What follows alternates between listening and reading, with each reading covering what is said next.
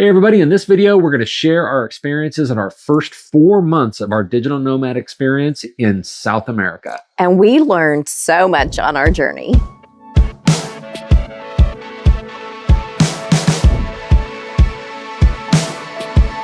Hey everybody, I'm Sean. And I'm Deb. And welcome back to the channel. So today we're going to spend some time basically going through our 4-month adventure in South America. This is the kickoff to our digital nomad adventure. And we thought we would basically go through and share some of our insights and thoughts and reflections on this first 4 months. Mm-hmm.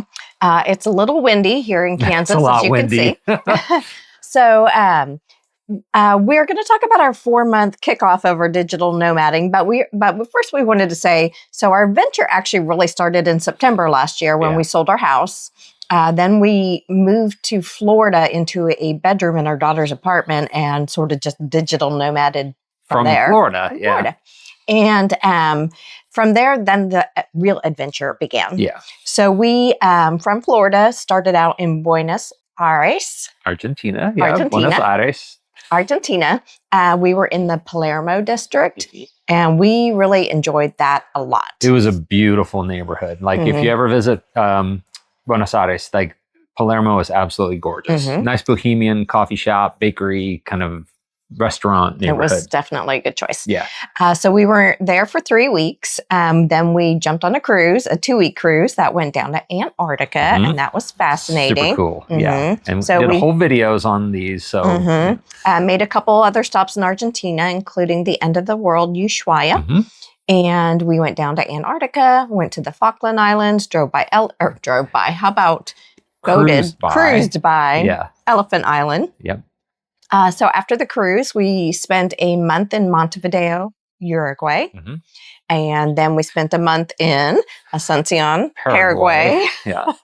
And then we had about 10 more days after that before we needed to be back in the United States. And so we spent those 10 days in Santiago. Wind down in Santiago, Chile. Yeah. So it was a little bit of a whirlwind, but because there's a lot of whirlwind. But because we were doing month by month stays, it didn't feel super rushed at all. Yeah. It just sounds like it was a lot, but for 4 months, that really wasn't bad. No. And so that was kind of the kickoff to our adventure. So we're going to treat this reflection like we do some of our other reflections. If you've seen some of our other videos, only this is going to just sort of be a higher level reflection in general of the countries that we stayed in. Kind of like our experience going to South America. So the first thing that we'll just touch on is weather. Now, it was perfect timing because we left the U.S. at the end of December and spent what would have been the winter here as a summer in South America. So that was very pleasant. For the most part. I mean, it really was. It was kind of nice because we were escaping the cold and going to their warmer weather. Now, we'll talk about Asuncion, but there was some hot hot because it was summer. And then obviously on the cruise, it was a little chilly. But that's when you go to Antarctica. So that was our kind of weather. The best weather I felt like we got is we hit Santiago in April. And it was perfect weather, mid-70s, which is what I love. Just walking around, it was perfect. You could have a light shirt, long sleeve shirt on, and some days it got hot enough you just needed a t-shirt on. I mean, it was really nice. Our first week in Asuncion, Paraguay was blazing. About 104 every day. Blazing. And then it got more pleasant after that. So and I thought Asuncion, once Asuncion cooled down to the upper 80s, then it was really, that was pleasant as well. It definitely got much better. Okay, activities. Some of our favorite activities that we did while we were in South America. I'll just start with probably the one that we were most looking forward to, and that was the cruise. Yeah.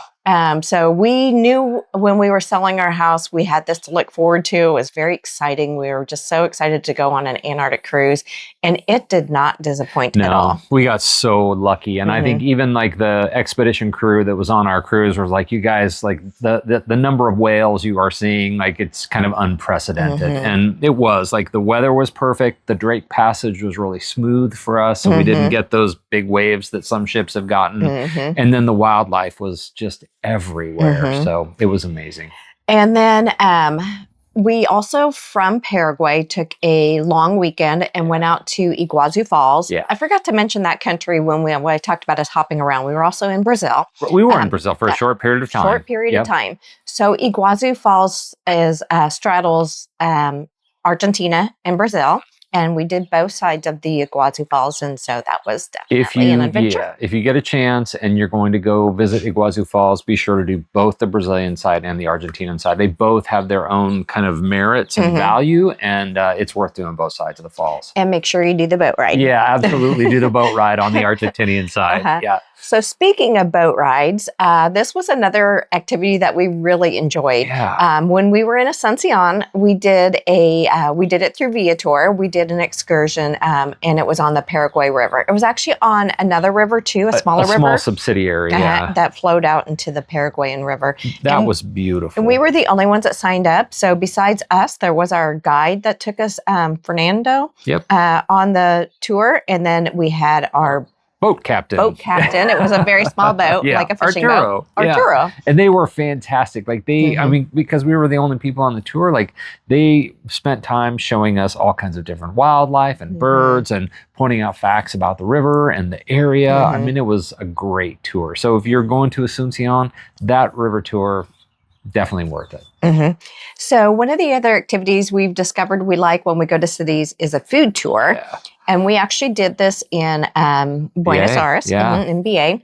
We did a food tour, and it was in our district that we were staying in, which turned out to be a really good thing because we discovered a pizza place that we just loved. And I think that's something that I mean, we've taken food tours. We took a food tour in Lisbon that we loved. And I think as we took the food tour in Buenos Aires, we were like, man, I think it's a good practice for us when we get to a new city to take a food tour early so that because the nice thing is you learn all kinds of different restaurants, you learn all kinds of different local cuisine, and you find out you get to taste things that you might not have tasted otherwise. And if you're lucky, they're going to take you to some more of the mom and pop type places. So it's like the smaller family owned, which then, when you go out to eat, then you feel like you're supporting the local community economy too. For sure. So, those are, I loved our food tours that we've taken. So. So walkability. Every place we stayed was walkable. We put a lot of thought into the AirBNB, which districts they are in. Can we walk to shops? Grocery stores, pharmacies, I think for us, walkability means, can we walk to the places that we need to go to and the sites that we want to see without taking an Uber or a cab? And for the most part, that was absolutely true. And in a city, you're never going to be close to every site, but just, for the most part, if we can walk to a lot of things, that's what we like. We like to walk. So, and it doesn't matter. I mean, even in the heat, we walk in the heat. We just like to get out and walk. It's a great way to see the city. It's a great way to see. And walking is a free activity. Yeah. And when you're someplace that, you've never been to before, in a country you've never been to before, just walking is just, I don't know, you just kind of get to look around, see different architecture, and it's just fun to get out and about. You get to meet cats. And you can Deb always finds her cat you friends can look for by cats, walking. for sure. Yes, for sure. Okay. And while we were in South America, Google Maps worked really well. Yeah. So when we needed to walk somewhere and we Google mapped it, it was no problem at all. Almost everywhere. The only place I think we had challenges with Google Maps was we were just in Brazil when we were going to Iguazu Falls. And it wasn't necessarily Google Maps' fault. It was that we were having a hard time getting connectivity through our mobile provider. And that was it. Yep. And that was one short, all we had to do was walk 2 blocks and solve the problem. Yeah. Okay, transportation. Again, our preferred method is walking. We know that as we travel to some of the bigger cities, we're going to have to get used to metros and buses and that kind of thing. But Uber is so inexpensive in South America that it was so easy for us to just catch an Uber if we needed to go somewhere we couldn't walk to. Yep. And some countries have their own, like Argentina has Cabify, and I believe Chile had Cabify, and Paraguay had Bolt. So there's other rideshare services as well, but Uber was pretty much everywhere we went to, and cabs as well. So. But if you so choose, there were bus systems in every single city we were in, and a couple of the cities like Santiago had its own metro. Buenos Aires had its own metro. So and both of those cities had huge bus systems. So pretty easy to get around if you're willing to take the bus, willing to take the metro, or if you don't, just grab a cab or Uber. And a good tip if you're in a large city like BA, Buenos Aires, if you take a hop-on, hop-off bus, it's going to, for one cost of transportation, it's going to take you to so many different things. So, and you can get on and off as often as you want. So we took advantage of that when we were there, and that turned out really good too. And do it early in your trip. So go get on the hop-on, hop-off bus if you go to BA, because it's going to take you to a lot of the different other neighborhoods that you might not see. And then you can figure out, oh, we want to come back to Recoleta, or we want to come back to Palermo. So it'll take you around to different areas. Okay, so let's talk about food on our trip, because there was a lot of different places and different types of food that we ate as we went, and we're big foodies, so it was kind of cool. So one of the things that was a little bit hard for us to get used to is not eating until later at night. So 7:30, 8:30, they're just getting started with dinner. We would go to a restaurant at because we knew it was later. Like in BA, we would go to a restaurant at 7:30, and the staff was still having their staff meeting out in the restaurant. We're like sitting outside waiting. It's really, for Buenos Aires, it's more like 8:30 before they're even starting to think about dinner. And that's just the norm. So you just go with the flow. Yeah, it's a little harder when you're not used to eating that late at night, but you just got to get used to it. Yeah. So one of the other things there were just a few observations we had. No salt on the French fries until we got to Chile. Chile. And they love salty fries in Chile, But in the other countries, they did not salt their fries. So I found that very weird. And I'm not sure if it's a flavoring thing, or especially when we were in Argentina, they seemed very health conscious. Very much so. They were very big if you went to the grocery store in labeling products, and you always knew which products very clearly on the package had excess sugar or salt or anything else. Excess fat. On top of that, it was rarely when you go to a restaurant, like in the United States, when you go to a restaurant, you sit down, there's a salt shaker and a pepper shaker. And rarely in South America did we sit down in a restaurant and there was a salt shaker and a pepper shaker. Almost never was there a pepper shaker. Sometimes they would bring you a salt shaker, but I think it's because they don't tend to season their food heavily like we do. So one of the things we discovered that we just loved about Buenos Aires was the pizza. And they have a heavy Italian influence of immigrants in the past. So it makes sense they have good pizza. Their pizza was very good. They had Buenos Aires had outstanding pizza. Their dough was great. The sauce was great. The toppings were fantastic. It was just great pizza. It was. So pizza we found very good. But we also like some of the local foods that we tried in some of these countries. So Chipa in Paraguay, especially the 4-cheese chipa. She fell in love with the 4-cheese chipa. And I loved chorellanas in Chile. So I'm a big French fry guy. And in Chile, they have chorellanas, which is like heavily salted French fries. And we got with cheese on top of it, and then pulled beef that was so good. It was fantastic. One of my favorite things that I ate when I was in South America. Very good. Yep. So then for desserts, if you go down to that far in South America, you're going to hear about alfajores. Alfajores, and especially Argentina. Yeah. And they come in different flavors, but definitely try the dulce de leche alfajores. So the alfajores is a cookie. It's like 2 cookies with some sort of filling in between. Deb really likes cookies with dulce de leche in them. And then sometimes they'll like dip them in chocolate. So you'll have a chocolate cookie, dulce de leche, cookie, chocolate combination. Really, really good. Yeah. And the other thing I found that we ate a lot was gelato. And maybe just because of the heat, especially when we got to Paraguay. The heat. It just felt good to get some ice cream, something cold. But we ate it in Buenos Aires too. The gelato is really good, and it's a big thing in South American culture in the countries that we visited. That lots and lots of places to go get gelato.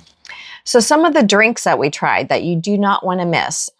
First of all, in Argentina, you must try yerba mate. Yerba mate. Yes. And we actually tried this at a fabulous restaurant called the Argentina Experience, which was basically a 15-course meal of Argentinian food, and it was so good. Yerba mate for a lot of Latin Americans, it's like basically their coffee or their tea. It's that, and it's culturally really important to a lot of the different cultures. So it's a neat drink. Give it a try if you're there. You know, and there's different variations in Argentina. They'll have yerba mate, where they're drinking it hot, and in Asuncion, because it's so hot there, they'll drink terere, which is a variation of it where it's cold. So lots of different variations of it. Then on our food tour in BA, we tried Malbec wine, which we had never tried before. Yeah. And we definitely have on our list to go to Mendoza one day, which is a city in Argentina in the wine region. So this wine was from that region. And it was pretty good. It was red wine, which we're not big wine drinkers anyway, but it was good. If you're going to try it, it's definitely worth trying. So, and then when we were in Santiago, we tried Pixo Sours. Pixo Sours, yep. And Pixo Sours were very good. We're definitely Pixo Sours people. Like they're really good. And they're even better when they're free, which we happened to. Our server at a restaurant where he got his delicious fry meal, Choreanas, brought us a couple free Pixo Sours. So that was good too. We also tried I'm going to say it poorly. Caparenas, which are the Brazilians' national drink, and the Caparenas were really good. And we tried those first on the cruise. Yes, and they were super good. Good. Yeah. Yep. So, in case you are missing some of your flavors of the United States, I will just mention that you can get Pizza Hut, McDonald's, Burger King, Wendy's, Subway, KFC, Papa John's, yes, Papa John's. Like all of those big U.S. franchises. They're all over in the big cities in South America. Now we typically try to avoid these, especially when we're on like a vacation. But we weren't on vacation; we were living in South America, and by the time we got to Paraguay, this was about 3 months in. I was like, I think I really want some KFC. Deb I think, so if you followed along, when we were in Asuncion, Deb she got food poisoning kind of pretty bad, spent some time in the hospital. It took her a little bit of time to recover. And when we got to Asuncion, I think she just wanted comfort food. And she saw KFC and she's like, I want some KFC. I'm like, all right, whatever. That's cool. Yep. And it was like eating KFC in the US. Yeah. Except for cheaper. It was a lot cheaper. It was a lot cheaper. Yeah, a lot less expensive. Yes, say that. A lot less expensive. But you can, like, if you've got your fix and you want to get some, McDonald's or whatever, it's there. It's everywhere here. Yeah. So safety, and I'll just touch on this briefly. Everywhere we went felt perfectly safe. It's just like being in the United States. You just be aware, when you go to a city, every city has its bad parts. Just stay out of those. If you're in a touristy section, watch for pickpockets, that type of thing. But other than that, we never had any problem. And I'm the safety and security guy, so I'm always trying to kind of keep my eye out for what's going on. And there were very few times when we were in South America that I really felt I had to have my guard like elevated super high. In some of us cities that we were in, we would, go out and meet some fellow nomads or whatever at a rooftop bar at night, and we would walk back to our apartment, and we had no problems whatsoever. So I was actually really impressed by that, and I was really happy that was the experience that we had. Yeah, for sure. Yep. Okay, let's talk a little bit about nomading. Okay. So this was, I feel like Florida was our practice. It was. Florida, we took basically 2.5 months and we practiced digital nomading in Florida to see how it all went. We had to get used to not being in an office and doing all that. It helped me know like what kind of things do we need? What kind of cables do we need? What kind, And then we jump-started our digital nomad adventure in South America. And honestly, it worked out really good. Yeah. So one of the surprises we had was meeting up with other nomads. Pleasant surprise. Really cool. Very pleasant surprise. Yeah. So there's such a nomad community out there. And it's a variation of some people have done like us and sold everything. Some people have a house, but still take maybe 3 months at a time and go traveling.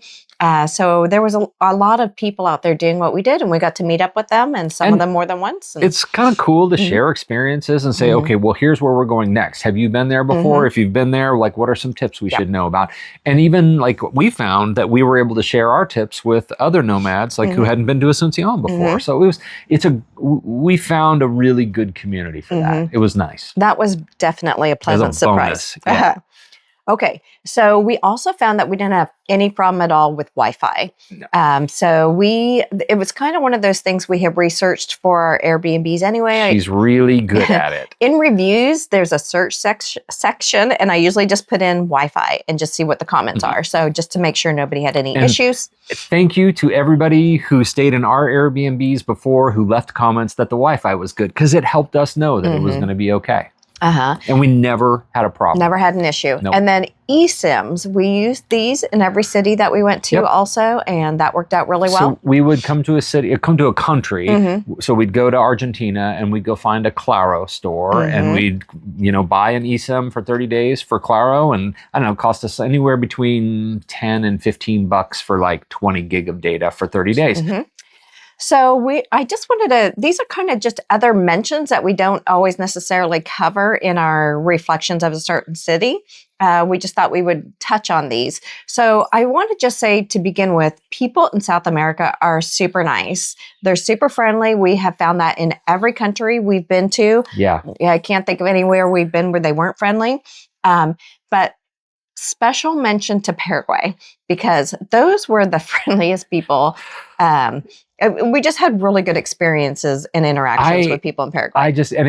We were mostly in Asunción, but we were outside the city a little bit as we were going on, some of our tours. And just everyone in Paraguay that we met was super friendly. I personally have to give a shout out to some of the folks in Buenos Aires, because we jumped in there. This was the first place that we went to, and I think had a little bit of shell shock, and I was there on my birthday, and we went to a pizza place, and the people at the pizza place were like, "Is it your first time in Buenos Aires?" We were like, "Yeah, it is." And I was like, "It was my birthday," and they were like, "Happy birthday!" They were so friendly. They were very friendly.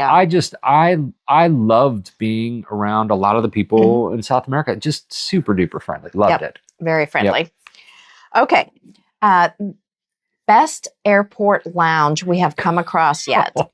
In all of the world yet. Now, we haven't traveled all over the world I know, yet, but in our experience traveling, this one is the best.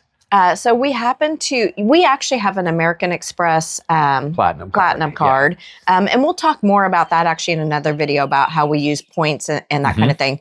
But we flew business class from Santiago to Bogota. So the first part of our trip back to the United States.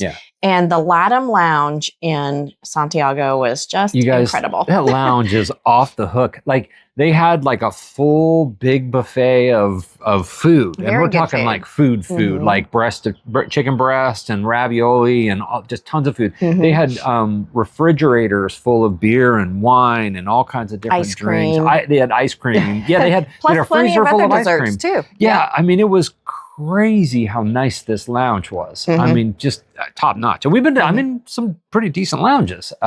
This one was top notch. So things we wish we had brought more of. Kleenex. Kleenex. I don't know why, but we could just never find soft Kleenex down in South America. So next time we travel, we'll bring more Kleenex. Spoiled, rotten people from the United States that have nice, super soft, aloe kind of Kleenex. Definitely a first world problem. It was hard to find that. Yeah. Shaving gel. So I had no problem finding shaving cream, but when you're spoiled, used to using shaving gel, believe it or not, it's hard to find good shaving gel. And anytime we needed medicine, it was pretty easy to get medicine down there. Tylenol for sure, because if you have a headache or a pain, but we could not find Tylenol PM. You're right. You can't find the brand Tylenol. You can find paracetamol. Something similar. Right. It's the generic name of it, but you can find that no problem. But you can't find Tylenol PM, because I think that the sleepy part of the PM part of the Tylenol it's a controlled substance in most of the country. So no Tylenol PM. And we also found that we had to make a very big adjustment, especially in our first stop in Argentina, of being on vacation versus living somewhere. That was a big switch. Because we got to BA, and it's just that feeling of you need to do everything and see everything, and what are we doing today, and where are we walking to today, and have we done this museum yet? And so it was a little bit exhausting, and what we have talked about is we don't need to do that. We're actually living there. Well, it didn't help that BA is so incredible. Like Yeah. there's so much to do in Buenos Aires. So like you feel like, oh, okay, we got to get up and do something. We got to get up and do something. And I think finally we just kind of got to the point, and maybe about our third week, we're like, stop. Like we kind of live here right now. So if we want to take a day off and that do absolutely nothing, we shouldn't feel guilty about it. It's not like taking a vacation where maybe you do need to feel like you have to hit all those top sites. Like we now live wherever we want. So if we want to spend a month in Argentina again in that area, we can. So, right. Yeah. So we can come back. And so I think we got way better at that as we went on. Like by the time we got to Asunción, Paraguay, we were like, oh, let's just settle in and relax a little bit and maybe go for a little walk and find the grocery store or whatever. Get used to cooking some meals at home and that kind of thing. Yeah. So, but that was a little bit of a kind of a learning lesson of kind of slowing down and realizing that you kind of live in this place now. You're not visiting. So. And then I will say the other thing that we have become good at, because it's a thing in South America, is jaywalking. maybe not so much in Santiago. That's funny. Yeah. Yep. But in BA, for sure. Yeah. All the other places, they jaywalked. I swear, people in South America are professional jaywalkers. Yeah. Like they don't care about the lights. It might be a law. It might not be a law. I don't know. I never saw anybody got stopped for jaywalking. No, the police people would be right on the corner, watching everybody go across, watching everyone jaywalk. So. Yeah, so it was funny. Like we're like when we first, especially in Buenos Aires, when we first got there, we're like standing there waiting for the light to change, and all these people are just walking. And we're like, okay, we need to get good at this. So I think we became good professional jaywalkers by the time we got done. We sure did. That is a funny insight that everybody does. Yeah. So those were just some of our reflections from our first leg.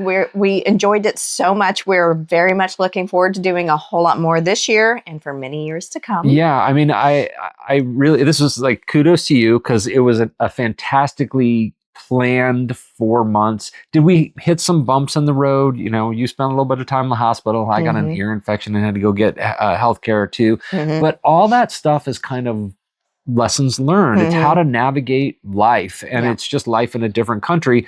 I do feel like we had a little step ahead in that we knew some Spanish. You have been continuing to improve your Spanish, being immersed in it. Your brain just starts to really kind of be in that fight or flight, and you'll figure it out. But if you don't know any Spanish, don't be afraid. Yeah, there's Google Translate. Most places you go, someone will speak some English. But even if they don't, you can always pantomime it and figure it out. And especially in South America, people are super friendly. They are very friendly, and they appreciate if you try to use Spanish, and they'll help you. It's not like, I won't mention, but certain countries will maybe not be so appreciative if you don't try to use their language. Yeah. But in South America, they're very friendly and will just kind of, work with you on what you're trying to say. Bust out that free Spanish app. Give it a try. Learn a few, vocabulary items, those must-see things. But give it a shot. It's, I don't think we know people who are navigating it as nomads without, knowing a lot of Spanish. So I think that's pretty much it. We just kind of wanted to give a reflection on that, first 4 months as digital nomads. We are going to be heading off to Mexico for about 6 weeks coming up soon. So we'll start creating videos around our experience in Mexico. We will have some videos in between that we're doing. Deb mentioned our credit card points loyalty programs one. I'm going to do one on the technology I took with me when I was digital nomading. But if you've got questions or comments about our first leg to South America, our first part of our digital nomad adventure, be sure to leave them in the comments. Be sure to like and subscribe. And thank you for joining us. We'll see you in the next video.